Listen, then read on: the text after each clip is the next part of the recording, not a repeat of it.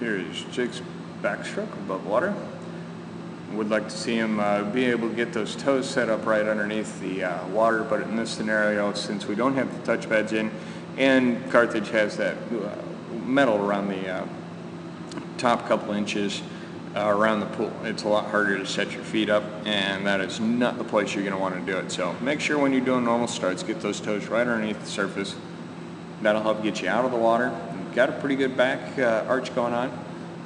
You do have a strong dolphin kick. I'd like to see you ride that out a lot more.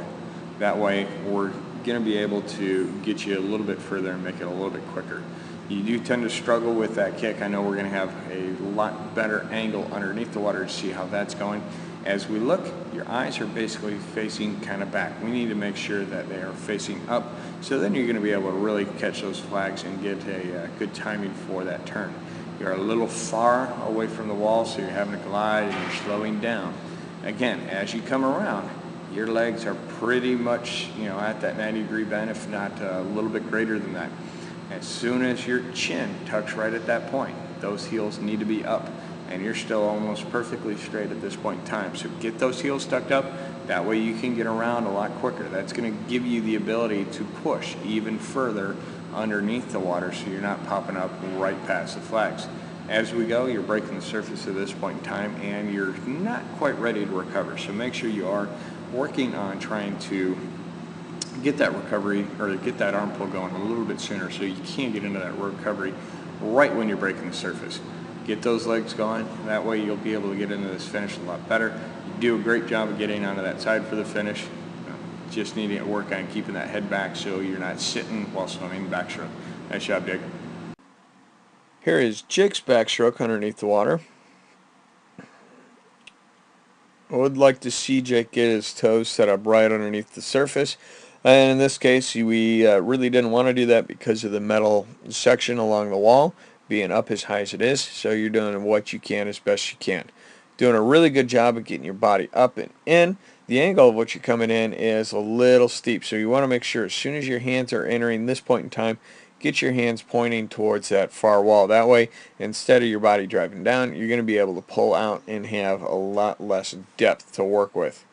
The one other thing, you've got some very strong dolphin kicks. We need to tighten those up as we get further out, but I'd also like to see you ride those out a little bit longer. As we look at your pull, you are pulling with almost a perfectly straight arm. There is a little bit of bend in there.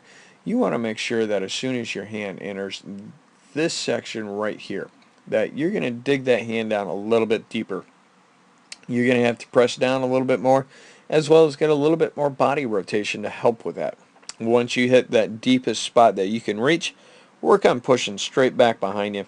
And then as you're going to finish that stroke, right, you finish way down here, which is very early in your stroke. You want to be able to finish right up there so that we can get a much better stroke going on and much better pull out of that stroke.